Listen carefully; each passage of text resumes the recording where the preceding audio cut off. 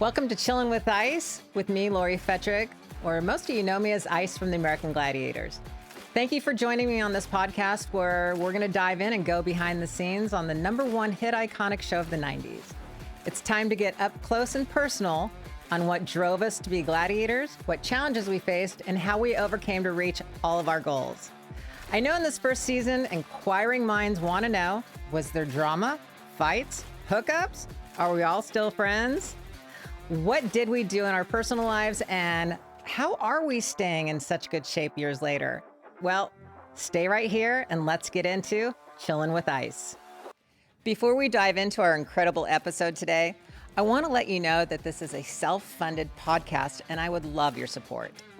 For the cost of a cup of coffee a month, you can donate to my Patreon page, and that would make all the difference in the world. For the small donation, you will get back so much in rewards. Like you can watch all of my podcasts on video. I will have exclusive content like behind the scenes footage, a private Facebook group where you can interact with me directly and other VIP fans, a monthly Q&A, direct shout outs and follows from me to you on your social media, and so much more. Find me on Patreon at Chillin' with Ice or click the link in the show notes now. Okay, let's dive in. All right, so my next guest, we have been friends for probably a little bit over 30 years, and we have toured together and we hit 106 cities. Let's see what else. She has been in numerous films, television. She's done Playboy. This woman has done it all. And let's just put it this way. If somebody said to her, you can't do something, she'll say, watch me, and she'll get it done. I am so excited to have her here. Raye Hollitt-Olson, better known as Zap from the American Gladiators. And the crowd goes wild. You're doing the podcast. I love it. You have your hands in everything. Oh, You girl, think so I do say I can you. do it? You do too. You have your, I mean, it's, look at what you've, okay. Look at what you've done. And that is just simply so cool. I mean, from, we're going to go over all of it too. So we're going to have some fun with this. Bodybuilding, powerlifting, television, film, Playboy, snowboard instructor, fitness, you name it. You've done it, right? Including a lot of things that I would probably not mention that I do on the side. But right. Hey, you got to shovel snow sometimes. What are you going to do? Hell yeah. Oh my God. Let's start with, you know what? Let's start with, I mean, what are you doing? What I know that I actually got on the internet and started Googling you and what you've done and all that kind of stuff. And it's like, wow. You know, some of the stuff I didn't even know. You mean this is lately? Lately. You didn't know 30 years ago? Oh my God. You've done so much. Oh my goodness. Come on. First of all, let me ask you this. What you're working on right now, I know that you're kind of taking it back out there again. You have a script that you wrote, and now you're going back out and you're just like, screw this, I'm going to do this. I am. Quite frankly, it's called Still Waters. And when Matt Damon came out with Still Water, it kind of hit me. I'm like, oh, but it didn't matter. It just made me pull my script out, dust it off. And it's a good story. It's a great story. It has to do with women and the strength and the power that we have. And there's a lot of current events that it involves. So I sent it to Margot Robbie's production company, Lunky Champ. So we'll see. I don't know. Awesome. I mean, why not? You never know. Why not? You literally, it's like our whole career, we've just like thrown things at the wall to see if they're going to stick or not, right?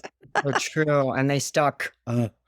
Exactly. Still Waters. It's funny because it's like the name of it sounds so creepy. It really does. I don't know why. It's just that's where my brain goes right away. Still water. It's like what's going to come up from it. But what you just described is totally different. Well, it's pretty creepy, Lori, but not in a bad sense. It has two lovebirds coming up in Quebec, and they get into some messes, and parents aren't there, and they flee. They go down because they speak French, and they go down to the bayou. That's why I called it Still Waters. And the trouble follows them down there and finds them. But it has a lot to do with empowerment for women and the strength, how to get out of a situation I love that. and start anew. I But it love is that. it's in Canada. It goes all the way down to the bayou, and that's what I love about it. So It's cool. just You know, God, I wish you all the luck in that. I mean, sure, you just got to like put it out there, put it out there, put it out there. How did you become a snowboard instructor, by the way? I've never known that story. I mean, that's awesome. living in Malibu for all those years, doing what we did with Gladiators. We had a lot of time off, and I ended up always on the mountain. Didn't matter, Mountain High, Big Bear, Utah, always on the mountain. And then it got to a point where I was spending so much time in the snow. And then the new hubby, he's not new, it's like 8 years now. Right. He's like, "Have you ever been to Tahoe?" I'm like, "No." Once we crossed over, and you know this, Lori, once I crossed over and saw the lake, that was it. Done deal. And I applied. I didn't even have to show that I can snowboard. They kind of just, the guy who knew who I was, and it was just balls to the wall since then. Oh my God. And It's been so cool. That's awesome. I love that. Let's go into your, did you ever go pro when you were a bodybuilder? I did not. I stopped at national level. Okay. I got really close in Yeah. New York. They stopped drug testing. Never got that big. I always kind of got ripped. Yeah. And you would know this, but once I got on stage at the Nationals and they stopped the drug testing, I looked like a fitness model, and that was the end of it for me. I was just, I'm not going to go there. I'm not going to compete with these women. No. They were massive. I know. And like, if you wanted to compete at that level, you had to. Yeah. You had to. And you had to do a lot, not just tamper or play, a lot, you know? Yeah. And Lori, the rewards, I mean, getting trophies and trophies. I mean, thank goodness. And you know this, it was a stepping stone. I mean, I got that movie Skin Deep with John Ritter, where I was a huge bodybuilder at that time. Not huge. I was just out of shape. We'll put it that way. Nah, you look great. Thank you. But thank goodness the Gladiators came along. And I guess I'm glad I got out of the bodybuilding arena when I did, because I did not want to take it further. I just didn't like what I was seeing on stage. Yeah. And the judges were like, with the women, they were just like, you know, we've got to stop the women getting so big. I was like, stop rewarding them and making them win first and second place, because the minute you stop rewarding them is the minute they're going to stop doing all the drugs. Mind blowing. But yet they blamed it on the women. You know, it's just crazy. Yeah, you and I did Linda Murray's, she's an icon, to win that thing, 7, 8 times. Unbelievable. Sitting there getting interviewed by her, you know, we're going back and forth because she loves what we did. Yeah. And it's just to see, you know, how she came out of it. And thank God she kept her femininity, and she's so smart. She's so beautiful. And she's a businesswoman. Yeah, exactly. I love that about her. So now it's interesting because also, like you said, for trophies, women's bodybuilding, they had, you didn't earn any money, really. I mean, there was like the whole underground wrestling bullshit, but it's like, I know I did like maybe 1 or 2 Bill Wicks, and then I'm like, this isn't necessarily for me. But it's like, they lured them, you know? It was like, you guys aren't making any money, but hey, do you want to do a video for $500 and we're going to make 20 grand on it? Yeah, it's like ridiculous. Well, you're young, and you know, even when we got into Gladiators, you weren't there the first season, so you didn't know. None of us knew what the heck we were gonna get into. Oh my God, I still want to ask you about that, by the way. At least you had a season to see what was really going on. To me, we're athletes. Yeah. It was kind of fun. Definitely was fun. Turned into an empire. It was there. Before we go into any of the Gladiator stuff, because we're going to have some fun with that. I mean, television, you did Baywatch, you did Jag. I mean, when you were on Baywatch, did you actually work with Pamela? I mean, did you have scenes with her and stuff? Because I forgot. I'll be honest with you. It's been so many years ago. Let's not get into decades. It's not years. I know exactly. One. But was it like super? Honestly, Was she nice? Was it fun being on set, or was it just like strictly business? no, no. Complete down to earth, beautiful, helpful. The scenes were always in Malibu. I lived right there anyway. So it was just an honor. Honestly, from the bodybuilding world, I'm not gonna, you know, That I'm is not so. gonna say anything bad because it launched. I was supposed to be a lawyer. That didn't happen. I ended up in entertainment and on magazines and things like that. What But kind of lawyer were you going to be? I started as a paralegal at a downtown law firm when I was 18 until I was still started bodybuilding and uh, litigation, anything that was serious. And then all of a sudden I got a call from Skin Deep from Blake Edwards and that whole company and went and auditioned for that. And that changed my world. Changed your life. Yeah. Now, And I'm actually glad for it because I would not want to be a lawyer right now. oh God, I know exactly. No. Now, how was it working on Jag? Was it fun? I saw that. That was very cool. You know, when Gladiators stopped and we knew it was at the end, and I was literally believing that I would have another long, not sitcom, episodic film. And I went in, I did Playboy, I did the test shots in Hawaii. And then I got called for JAG saying, you got it, but you need to cut your hair. And I had no problem. I knew I wasn't even thinking of Playboy. My hair was down, past the boobies. It was nice. And then I cut my hair for JAG thinking I had a long run happening. We were on a carrier down in Texas, and it was 6 weeks. It was awesome. And then I get a call from Playboy saying, your test shots went through and now we want to shoot you in a couple weeks. And I'm like, I cut all my hair off. That was kind of like my thing because being so muscular, as you know, Lori, when you're that size, you try to be feminine. At least I tried to be feminine with the hair, because when you're 160 pounds, you kind of walking around and people look at you like you're a dude. No, I get it. I so get it. Those were the 80s. But anyway, so when I got that call saying, no, Playboy in Chicago, they greenlit you. And I'm like going, no, no way. So That is so cool. I had no idea that Jag actually, that's how you cut your hair. I mean, I just simply thought, okay, I'm kind of done. Let's try it. Like me, when the first time I cut my hair, I was like, oh, if I don't like it, the hair will grow out. That was kind of like my thought.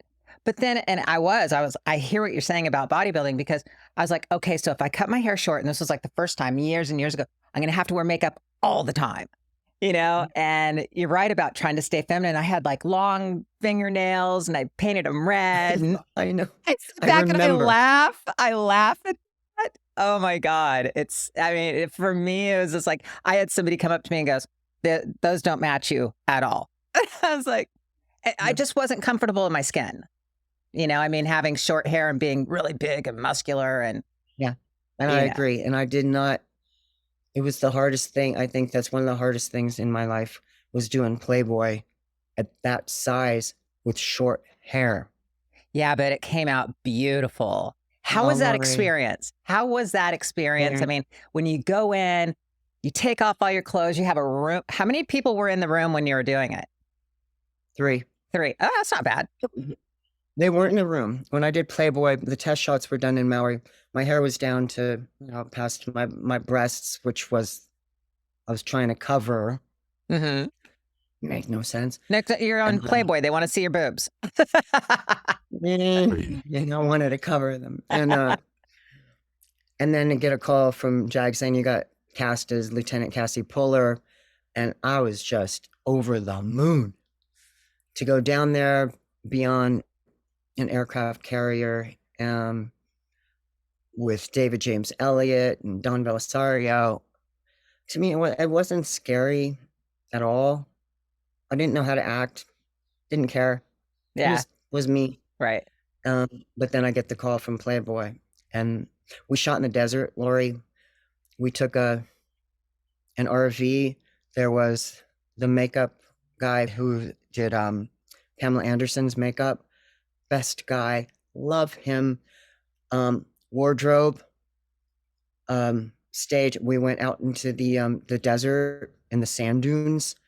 They set up a bed with beautiful flowing sheets That's so that cool. caught the wind. It was cool, and it was so. There wasn't anybody there. There was the four of us and a photographer, and that was it. So you felt super comfortable.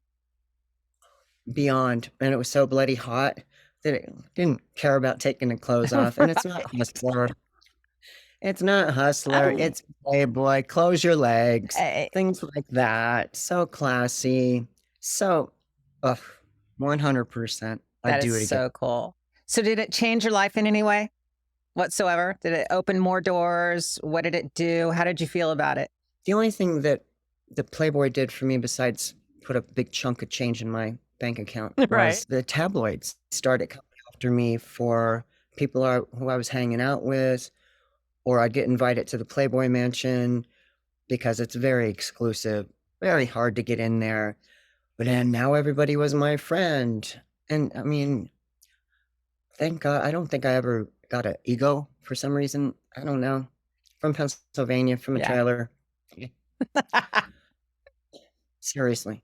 But when the tabloids started printing stuff that was not true,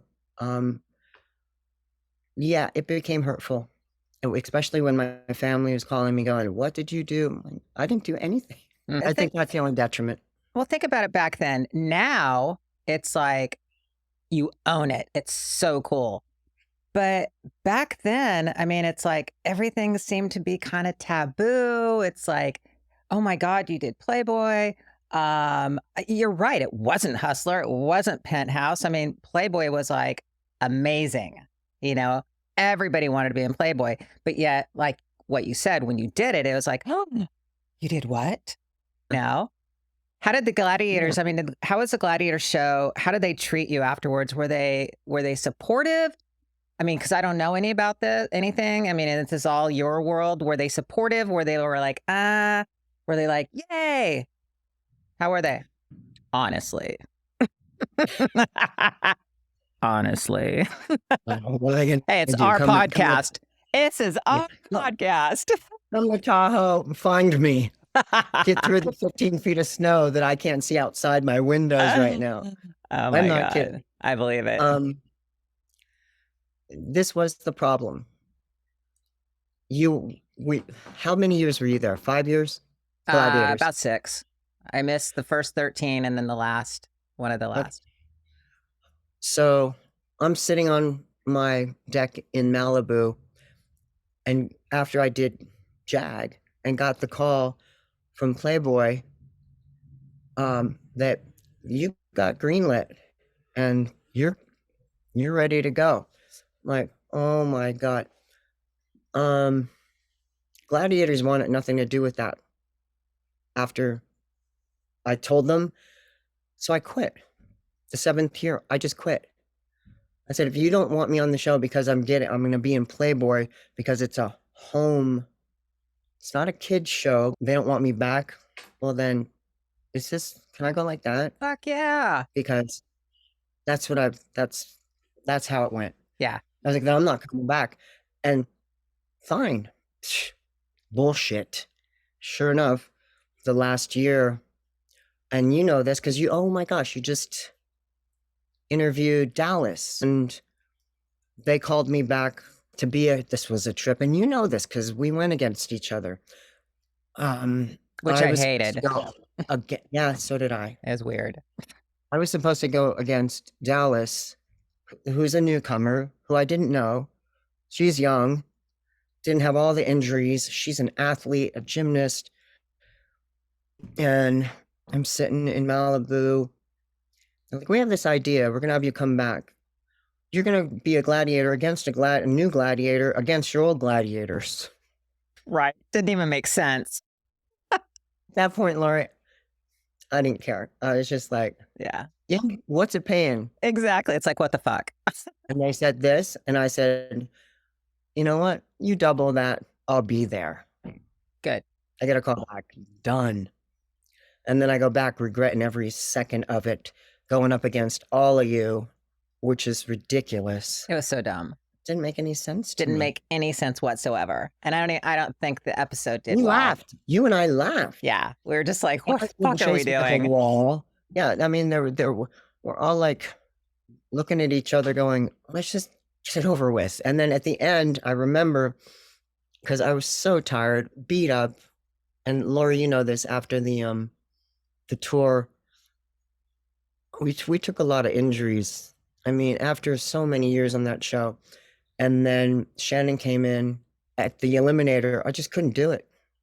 My body just wouldn't move. Dude, So I ended that Eliminator, I don't know. I remember Love we the used to movie. sit and watch the contenders because we were done with the show and we'd sit back and we'd, sit on the mats or wherever we were at in the, on the Eliminator watching them, and I'd be like, God, I'm so damn glad I don't have to do this thing.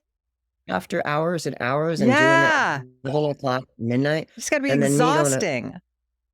up against Shannon. Hang on, me going up against Shannon, who's maybe she's 12 years younger. I don't know, maybe 15. Yeah, I had the experience. I did not have the stamina, and I didn't care at that point. And I got up on top at the end and climbed up that wall, sat there, and because you're the same, an entertainer, I just looked at the camera and said, out with the old, in with the new. Zap's gone. And that was the end of the season. It didn't go on after that. And I was so thrilled.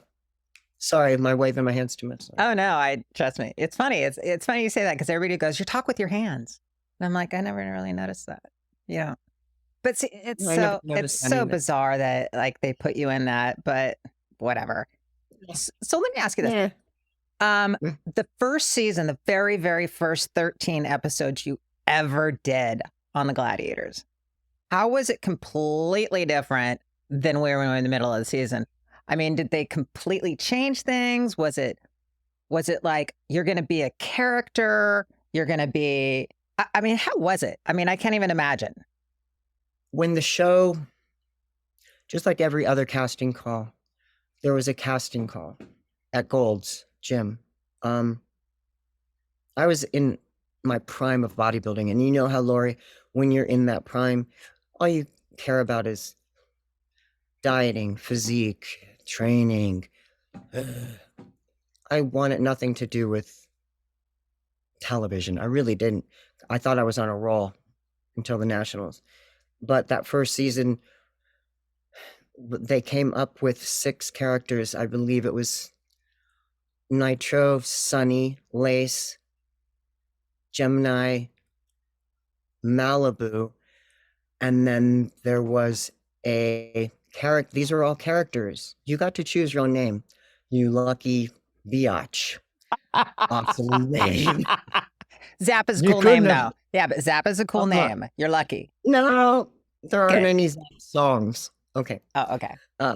So it came across the breakdowns that they were looking for like Nitro, explosive, Gemini, 2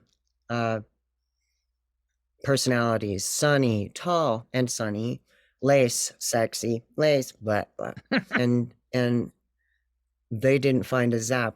And I fit that character, and I didn't have to audition for that character.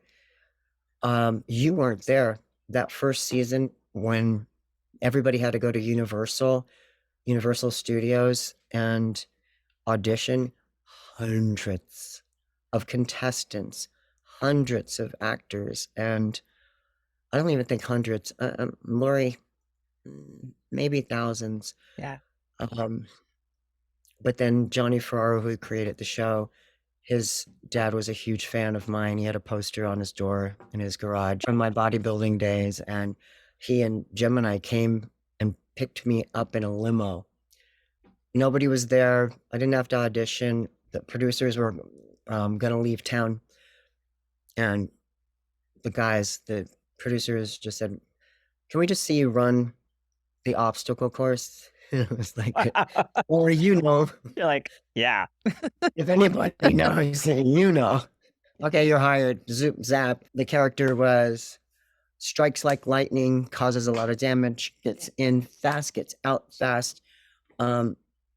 Zip, like zap, like a lightning strike. That first season was, I'm not going to say a joke because they stuck it out. They launched. Yeah. It was hard on everybody. I bet. We didn't have any idea what the events were, but as an athlete, I don't know. I hear you. I know. What's the coolest place you ever went when you were doing Gladiators? Coolest place you ever traveled? Japan. Oh, that's awesome. Yeah, because they did a show called Bam Bam Bam, Nitro. Well, you didn't go. I actually got invited and I didn't want to travel to Japan. And that's when I was in Orlando. I actually gave it to Dallas. She went in my place. She went, but she must have been at a different time than you guys because I think she was by herself because she went and did Bang Bang Bang in Japan. But she wasn't with you guys then. Lori, the way they treated us in Japan as Americans, Japan was so clean, so pristine, but you had their gladiators in the back smoking cigarettes, eating sushi before they did an event. Oh my God, that's how it was at the international show in England. All the gladiators in England were all backstage. You'd walk into the locker room, Ray, and it was like walking into a bar.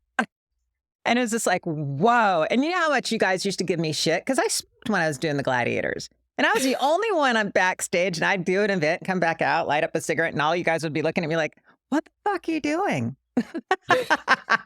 I was the only gladiator that smoked on the team. Obviously, it didn't matter. That's fine.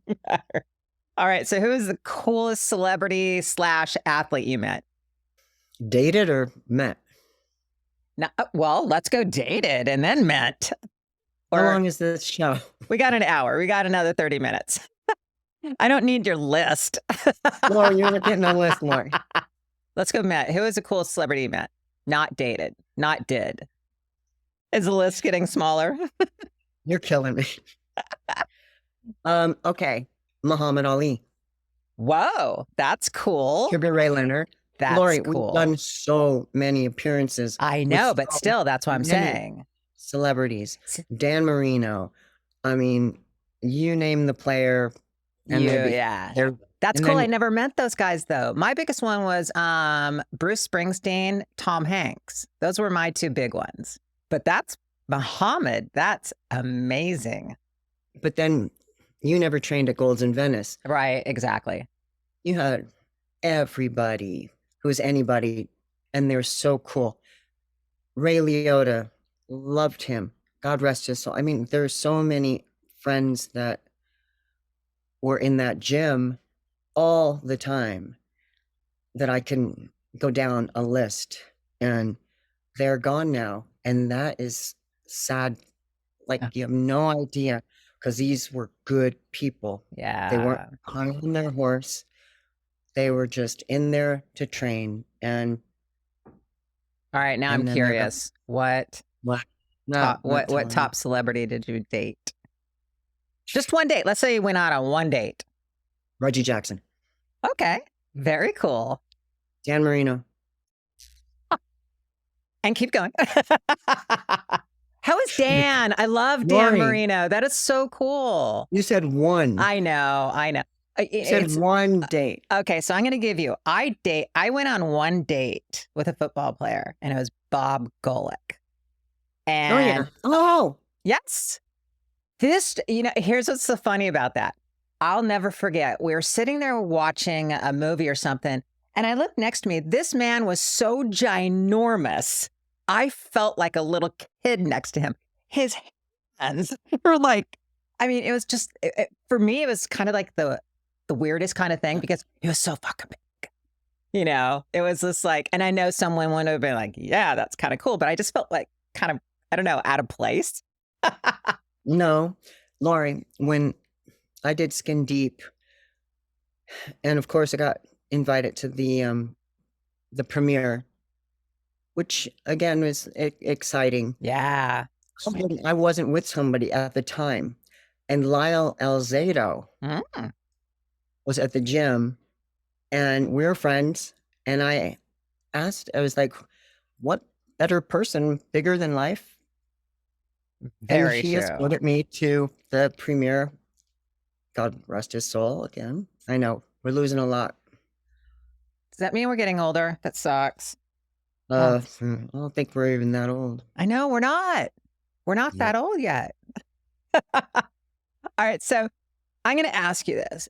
Dan Clark tells a story, and I want to know it from you because you love Dan. He can elaborate. Let's be Lied. real. He lied. You don't even know what I'm going to ask you yet. I do. I never jumped on his back. I never Yeah, gave what- him a scissor thingy. Thank you. What is that? He I has. don't know. Okay. So let me tell. It's mine. That never happened. Okay. So let me tell the listeners for a moment what I'm talking about.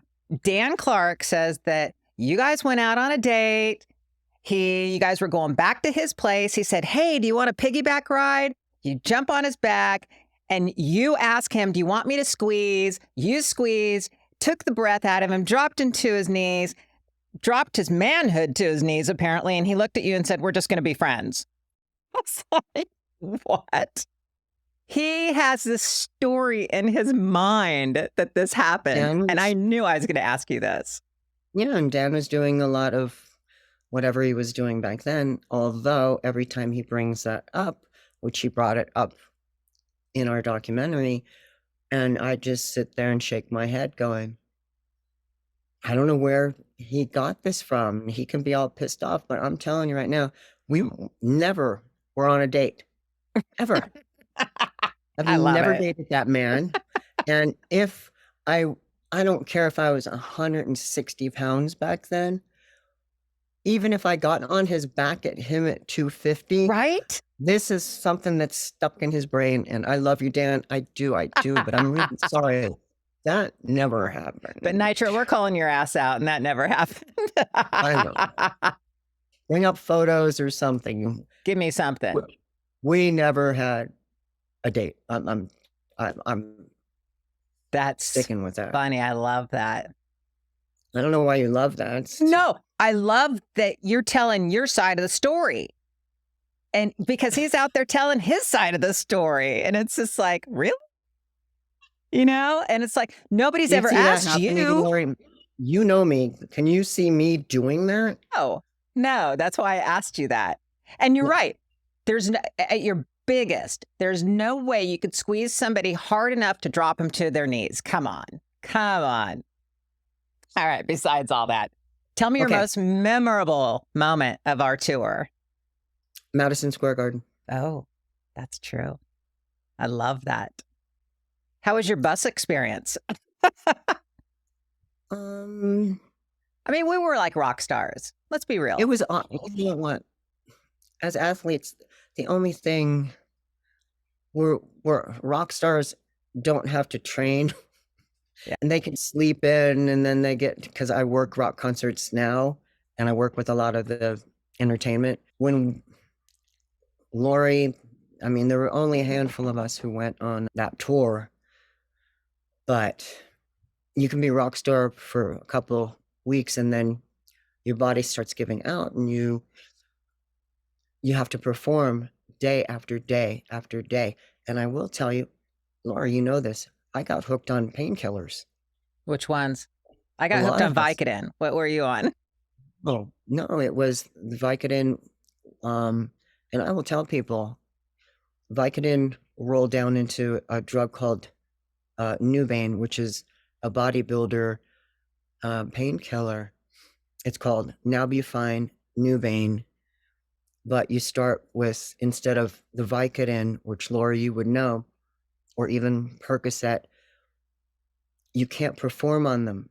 You're tired, you're groggy, that sits in your system. And the Nubain is an injectable, and you shoot it in, you shoot it, and a bunch of us, I'm not going to say who, got hooked. I was hooked on that for 6 years. It was introduced on the tour bus Oh, so wow. that we could perform.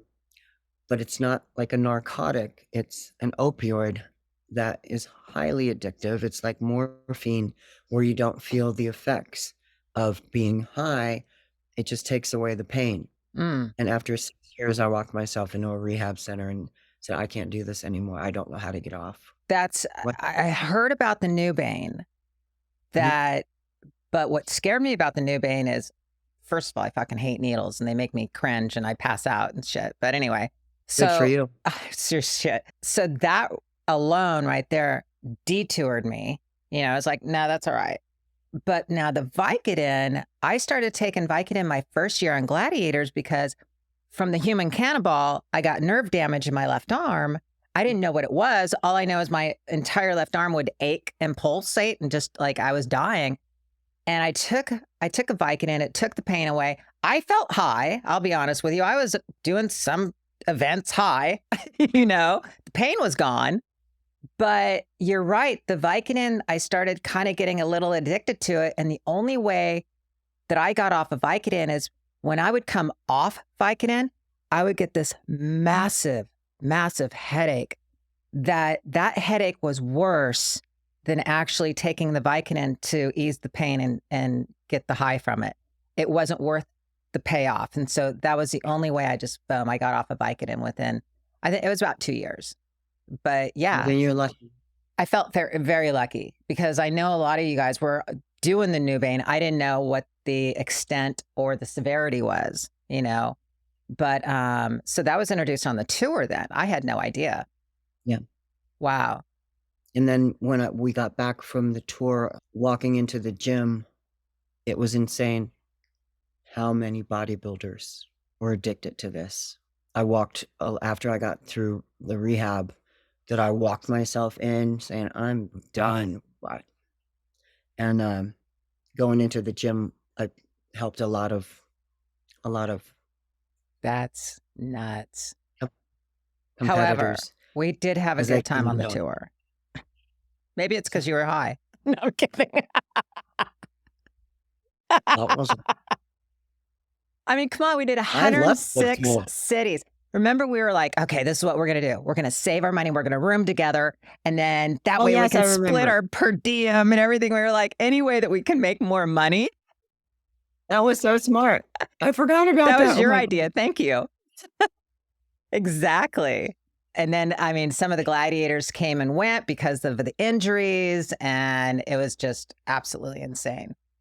So who would you say, and this is not throwing anyone under the bus, would you say is the most drama on the team, guy or girl? If you wanted to choose one. You don't have to choose one. I ask everyone. The people who were the most problematic didn't last. I like that. You're right. They didn't. It was a revolving door. Yeah. And how I lasted for as long as I did, I was just an entertainer. They tried to fire me so many times, Lori, so many times for not wearing gloves on the joust.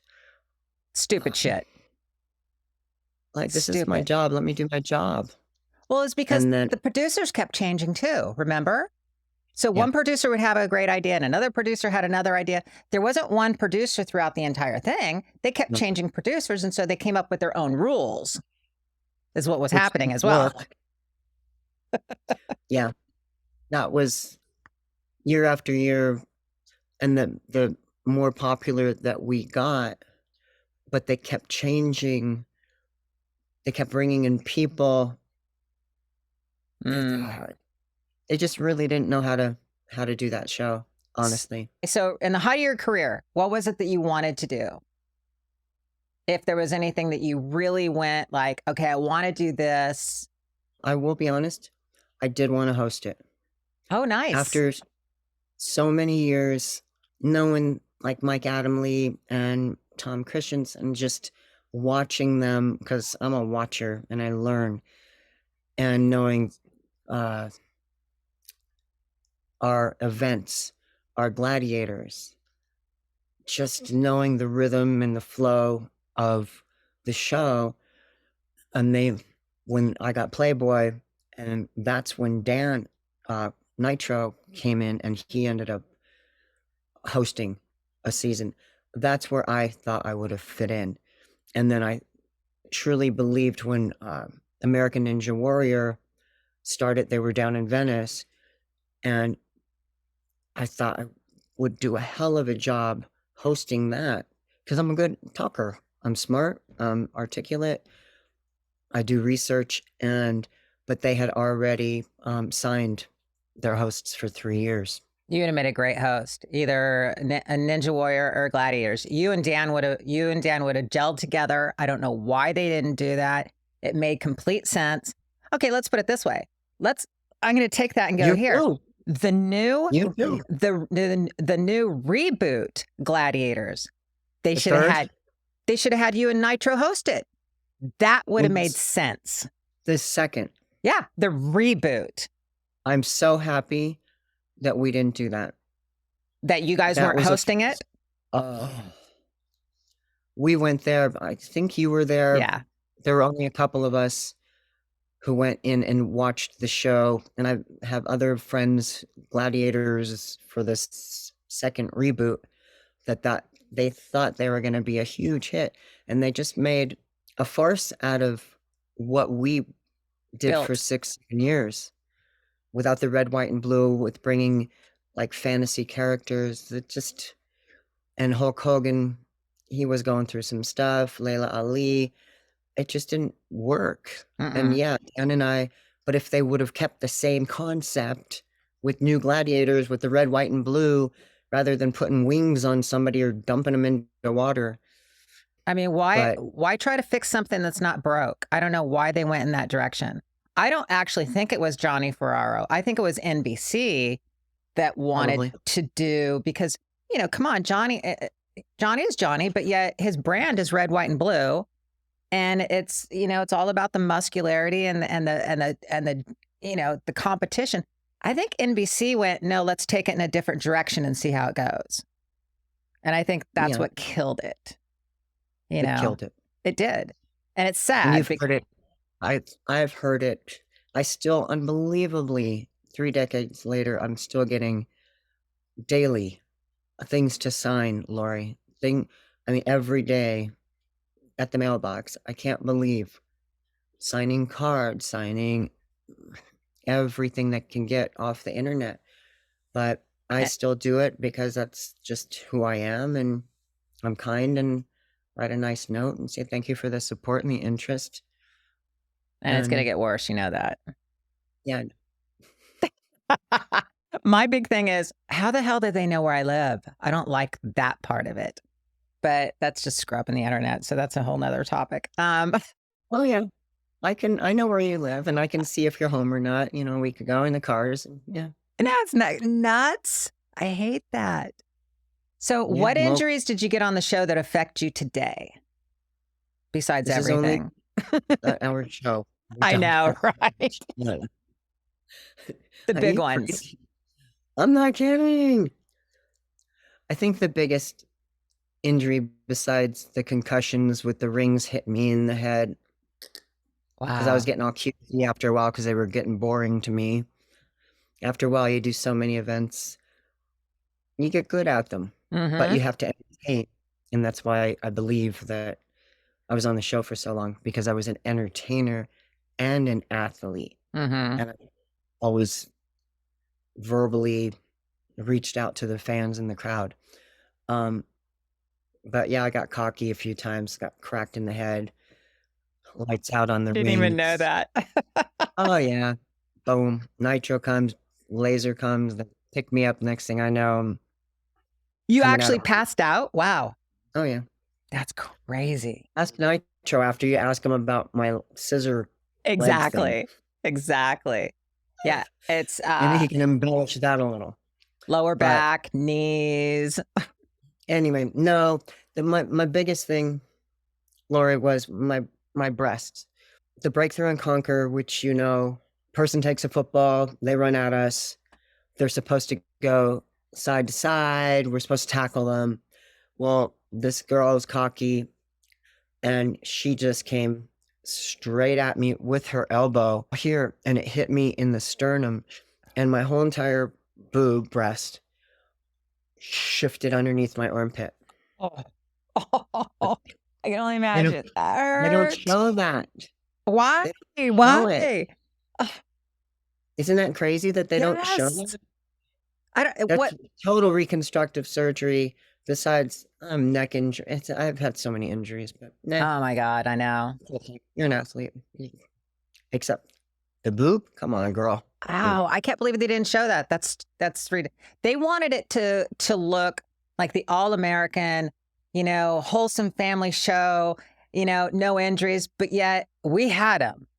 You know what I mean? Oh, It's like the only injury they ever showed in slow motion was when Turbo tore his ACL. That was the only one they ever showed. I remember that. Yeah. And they kept Yeah. showing it in slow motion. And honestly, the bloody noses, I mean, Oh, yeah. they didn't show 95% in my recollection No, they of didn't. what went down. And we all signed waivers. The only waiver I signed was I won't sue you if I die. Basically. It's like, come on, we didn't have any insurance, like barely workman's comp. Whenever we got hurt, literally, I mean, that was like the waiver I signed. It was like, you're signing your life away, and they didn't give a shit. If you get injured, it's on you. Next. Yeah. Next. You're right. It was a revolving door. I mean, I know the answer to this question, but if you would have known how it was going to end, would you have done anything No. different? No. I don't know what's going to happen when I'm on the mountain teaching somebody snowboarding and some idiot comes out of the trees and knocks me and a child into the ground. You don't know. I can be cycling around the lake and get hit by a car. You just don't know. So the film that I'm putting out there, Still Waters, there's a lot of action in it, but it's all female. It's not fantastical. It's like reality of what a female can actually do. And there's a lot of flashbacks on where this woman learned all of the, I'm not going to say martial arts, weapons. It's all in there. And there's no guys taken down. It's all this one woman taking down these bad people. These bad people. It's kind of like an Angelina Jolie that just goes ballistic and starts like kicking ass and taking names. Yeah, except she, this woman's not 110 pounds. This woman's about 150 pounds and has the background to do it instead of just a gun.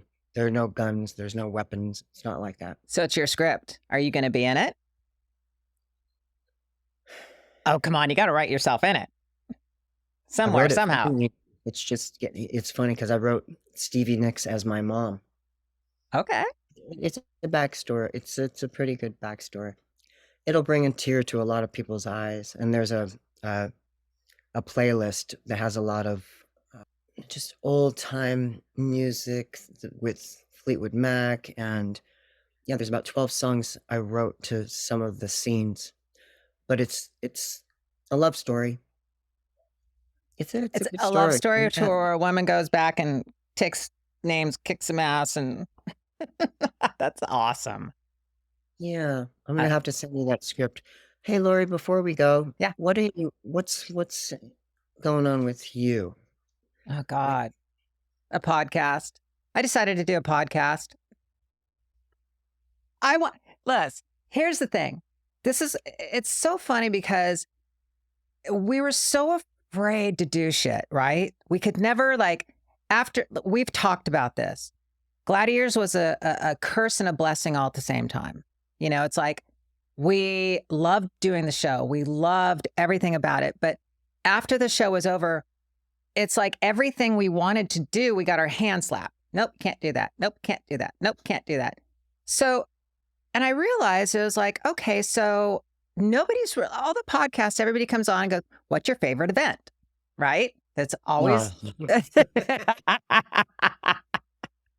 I mean, even on my birthday, it's so funny. Find me later. I know.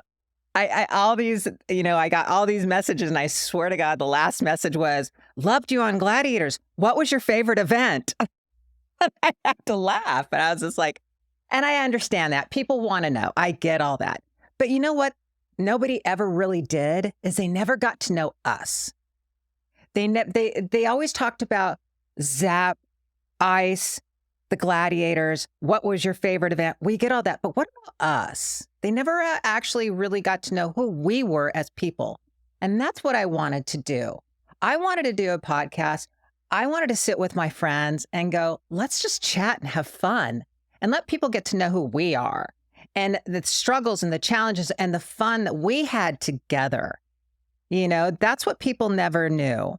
We had a blast going to 106 cities. And you're right, it was grueling as shit, but at the same time, we made some memorable bonding moments together, that kind of fun stuff. Yes, there was some cat fights. Yes, there was some competition and drama. I mean, everybody, come on. All the women were Aries, I believe, almost, right? We're all A+ personalities. Of course, there's going to be a little competition here and there. And it's good, healthy competition, And so that's what I wanted to do. I mean, that was my biggest. What I regret. Tell me. Is not sitting right next to you right now. Dude, come sit next to me. You know what? Snowman, girl. Here's the thing. It's like, when it comes to podcasting, it's like you have your season. And I had to learn all this, by the way, too. How many episodes are in a season? Well, it's whatever you want. It's your damn podcast, which is awesome. So let's say you do 10 episodes your first season, and then there's your second and third. This is going to be a very fun, slow, growing. And I've always wanted to do a podcast and have a guest co-host. I always thought it would be a blast. And who better to have my Gladiator fucking sister sitting next to me? It would be just amazing. So when your ass gets down here from Tahoe one day, let's do a season together. Sit next to me and let's do this together. It'd be so much fun. That's really the goal that I want to have, is just to have fun with this. Let people get to know us instead of Zap, Ice, Nitro. The list goes on. But hey, girl, chilling with Ice. I love it. Thank you. And I can't take credit for that. You know who I can give that credit to? My girlfriend, April. April? She came up with that. She came up with chilling with Ice. And I was like, wow, that's awesome. Thank you. And I've gotten some really great comments on it. So I can't even take credit for it. She did that, Anyway. And it was just very super cool. We reinvent ourselves so many times throughout our lives, right? We reinvent ourselves, and it's a constant reinventing, because if we don't, then we get stuck, stale, and stagnant. I mean, how many times in your life have you had to kind of flip a switch and reinvent yourself because something's not working? I haven't. Okay. That's a good answer. Tell me why. Everything's working? I think the only time is right now to have taken the time to come up to Tahoe, get out of LA, get out of that casting BS. I mean, I had a management company for 7 years. I remember that. What a mess. The whole industry was a mess. And I took the chance, printed out my scripts, wrote Margot, wrote her husband, the 3 other associates in the business, because up in Tahoe, it was moving up here for pretty much quality of life. It's gorgeous up there. To keep snowboarding, to be on the lake in the summer times, but being taken, and Lori, you know this, being taken out of the industry that I'm really good at it. And I know you are.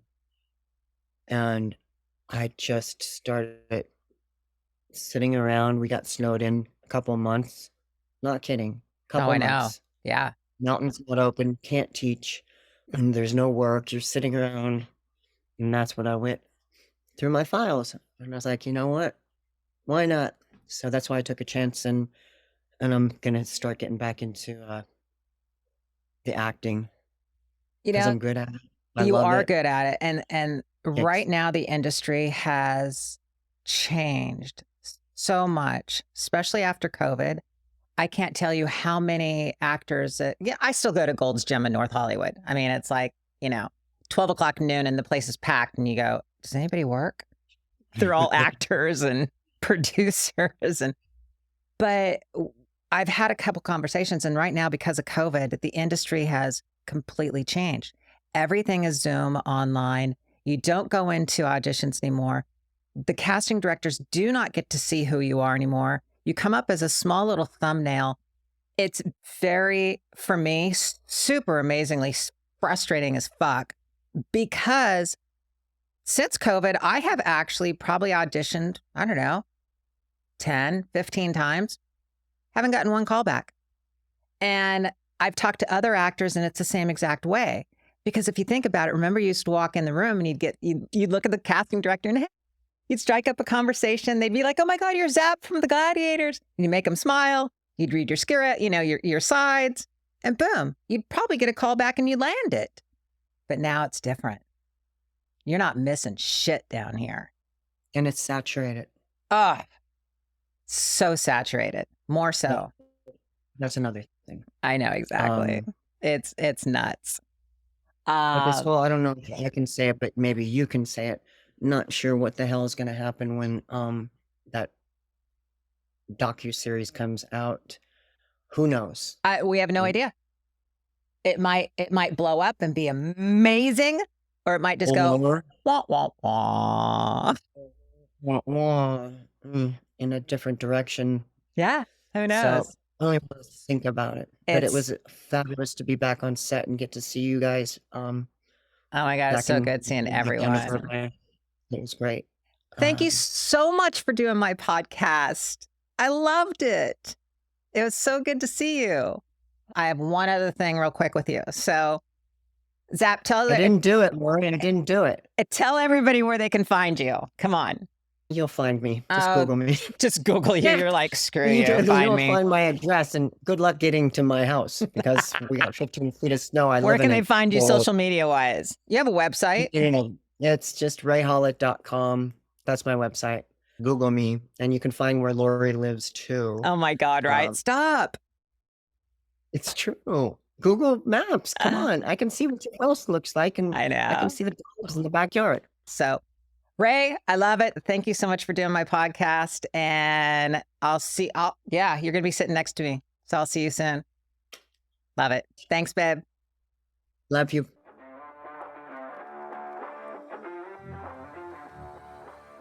Thank you so much for listening to Chillin' with Ice. And don't forget to hit that like button, subscribe, and share wherever you listen to your podcast. Remember to follow us on Patreon and YouTube at Chillin' with Ice. And on Instagram and TikTok, you can follow me at lori.ice.fetrick. I look forward to chilling with you next time here on Chillin' with Ice.